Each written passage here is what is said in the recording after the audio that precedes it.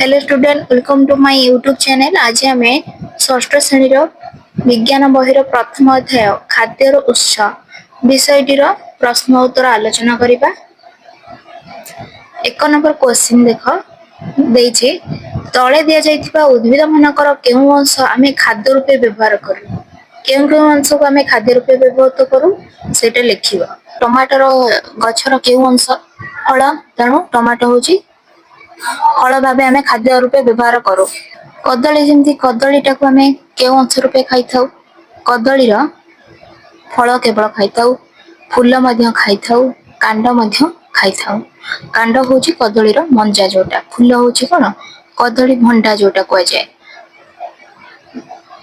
आंबर केउ अंश आम खाई था आंब गछर आंबर फल आम खाई था आंब गछर। नड़िया गछर आम फल खाई था। पियाज गछर कौन खाई था पियाज पत्र खाई था और पियाज कांड खाई था। पियाज पत्र को हमर कौन कह जाए पियाज साई जोटा कह जाए सेटा होची आमे खाई था खाद्य रूपे ग्रहण करथाउ। आखु गछर कांडटा खिया जाय थाए। अदा गछर कौन खा जाए कांड। पोई गछर आमे पत्र खाई था कांड मध्य खाई था।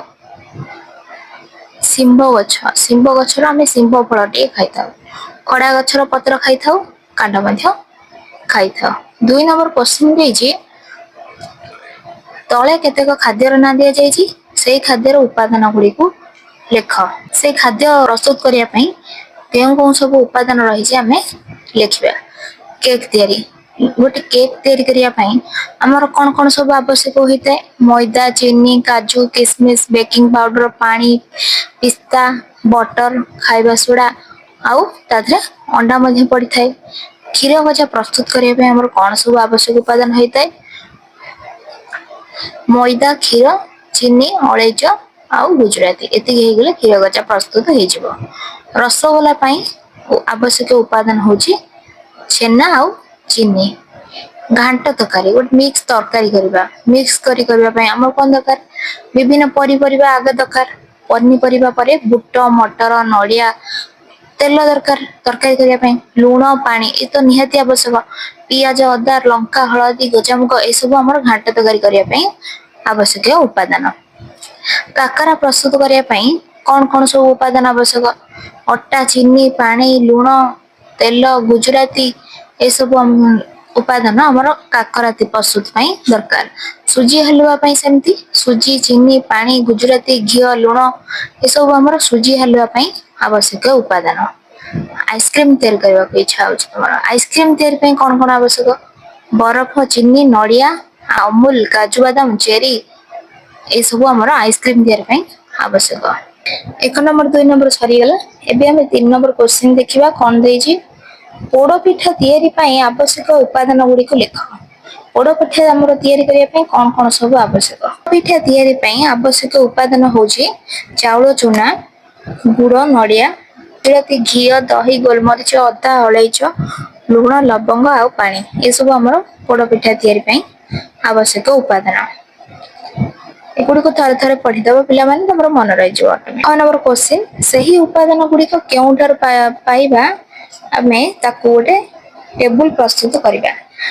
से टेबुल रे रहइबो कोन कोन सब उपादान आवश्यक सेटा रहइबो ता भितरु हमर कोडा प्राणी ठार मिले आ कोडा उद्भिद ठार मिले आमे ताकू लिखिबा सेपरेट करिकि।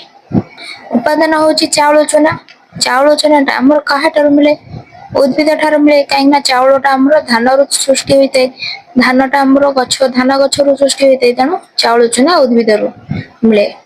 तापर आसिला चीनी मध्ये उद्भिद रु मिली थाए। नडिया मध्ये नडिया गछ रु होइते उद्भिद रु। गुजराती मध्ये गुजराती गछ रु। घीटा हमर प्राणी ठार मिले को प्राणी ठार गाई ठार हम घी पाई थाउ तनो घीटा प्राणी ठार मिली थाए। दही मध्ये प्राणी ठार मिली थाए। गोलमरीच अदा अलैच लवंग ए सब हमर उद्भिद ठार मिली थाए किंतु लूण आ पानी हमर उद्भिद ठार मिली न थाए कि प्राणी मानक ठार मध्ये मिली न थाए सेटा हमर प्रकृति रे आगुरु रही छै। 4 नंबर क्वेश्चन देइस मोर निम्नोक्त जिनिस मध्य रे दुईटी पार्थक्य आ दुईटी सामंजस्य लेख पाचिला अमृतभंडा आ कंचा अमृतभंडा। ପାଚିଲା ଅମୃତଭଣ୍ଡା ମଧ୍ୟରେ ପାର୍ଥକ୍ୟ ଆମେ ପ୍ରଥମେ ଦେଖିବା। ପାଚିଲା ଅମୃତଭଣ୍ଡାର ଉପର ରଙ୍ଗ କେମିତିକା? ହଳଦିଆ। ଆଉ କଞ୍ଚା ଅମୃତଭଣ୍ଡାର ଉପର ରଙ୍ଗ ହଉଛି ଆମର ସବୁଜ। ପାଚିଲା ଅମୃତଭଣ୍ଡା ନରମ, କଞ୍ଚା ଅମୃତଭଣ୍ଡା ଟାଣ ଥାଏ। ସାମଞ୍ଜସ୍ୟ କହିବା ଅର୍ଥ ହଉଛି କୋଉ ଗୁଡାକ ସେମ୍, ପାଚିଲା ଅମୃତଭଣ୍ଡା ଏବଂ କଞ୍ଚା ଅମୃତଭଣ୍ଡା ଭିତରେ ସମାନ କଣ ରହିଛି। ପାଚିଲା ଅମୃତଭଣ୍ଡାକୁ ଆମେ ଖାଦ୍ୟ ରୂପେ ବ୍ୟବହୃତ କରୁ। କଞ୍ଚା ଅମୃତଭଣ୍ଡାକୁ ମଧ୍ୟ ଆମେ ଖାଦ୍ୟ ରୂପେ ବ୍ୟବହୃତ କରୁ। ପାଚିଲା ଅମୃତଭଣ୍ଡାର ବୃନ୍ତ, ଚୋପା, ମଞ୍ଜି ଅଛି। କଞ୍ଚା ଅମୃତଭଣ୍ଡାର ମଧ୍ୟ ଚୋପା, ମଞ୍ଜି ଆଉ ବୃନ୍ତ ରହିଛି। 5 ନମ୍ବର କ୍ୱେଶ୍ଚିନ୍ ଆମେ ଦେଖିବା କ ସ୍ତମ୍ଭକୁ ଯୋଗ କରିବା, ଉଦ୍ଭିଦ ସହିତ ପ୍ରାଣୀର ସଂଯୋଗ କରିବା। ଘିଅଟା ଆମେ କାହାଠାରୁ ପାଇଥାଉ? ଗାଈ ଠାରୁ।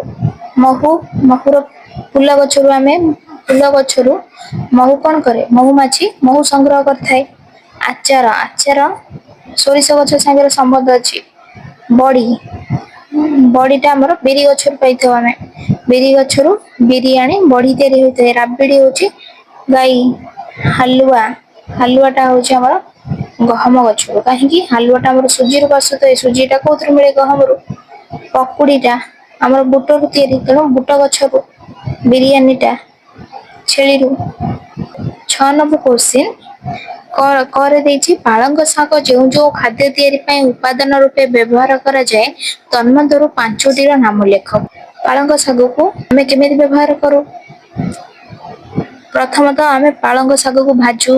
ପାଳଙ୍ଗ ଶାଗ ଭଜା, ପାଳଙ୍ଗ ଶାଗ ତରକାରୀ, ପାଳଙ୍ଗ ଶାଗ ପରଟା, ପାଳଙ୍ଗ କୋପ୍ତା, ପାଳଙ୍ଗ ପନିର, ପାଳଙ୍ଗ କୋପ୍ତା, ପାଳଙ୍ଗ ଶାଗ ପରଟା, ପାଳଙ୍ଗ ଶାଗ ଭଜା, ପାଳଙ୍ଗ ଶାଗ ତରକାରୀ। 6 ନମ୍ବରରେ ଦେଇଛି, ଅଣ୍ଡା ଯେଉଁ ଯେଉଁ ଖାଦ୍ୟ ତିଆରି ପାଇଁ ଉପାଦାନ ରୂପେ ଆବଶ୍ୟକ ବ୍ୟବହାର ହୋଇଥାଏ ସେଗୁଡ଼ିକର ନାମ ଲେଖ। କେଉଁ କେଉଁ ଖାଦ୍ୟ ପାଇଁ ଆମେ ଅଣ୍ଡା ବ୍ୟବହାର କରୁ? ଅଣ୍ଡା ତରକାରୀ, ଚାଉମିନରେ ପଡେ, ତଡକା, ଭୁଜିଆ, ଆମଲେଟ, କେକ୍, ପାଉରୁଟି ଆଦି ଖାଦ୍ୟ ତିଆରି ପାଇଁ ଆମର ଅଣ୍ଡା ଆବଶ୍ୟକ ପଡିଥାଏ। 7 ନମ୍ବର କ୍ୱେଶ୍ଚିନ୍ ଦେଇଛି, ତୁମ ଅଞ୍ଚଳରୁ ଯଦି ସବୁ ପୋକ ମାଛି ଲୋପ ପାଇଯିବେ ତେବେ ଯେଉଁ ଯେଉଁ ଜୀବମାନଙ୍କର ଖାଦ୍ୟ ସଂଗ୍ରହରେ ଅସୁବିଧା ହେବ ସେଗୁଡ଼ିକର 5ଟି ନାମ ଲେଖ। ଯଦି ତୁମ ଅଞ୍ଚଳରୁ ସବୁ ପୋକମାନେ ଲୋପ ପାଇଯିବେ ତାହେଲେ କଣ ହବ? କେଉଁମାନେ ଖାଦ୍ୟ ଖାଇପାରିବେ ନାହିଁ? ଯଥା କୁକୁଡ଼ା, ବତକ, ଝିଟିପିଟି, ପିମ୍ପୁଡି, ଏଣ୍ଡୁଅ, ବେଙ୍ଗ ଏମାନେ ସବୁ କଣ କରନ୍ତି? ଛୋଟ ଛୋଟ କୀଟକୁ ଖାଇଥାନ୍ତି, ତେଣୁ ଏମାନଙ୍କର ଖାଦ୍ୟରେ ଅସୁବିଧା ହେବ।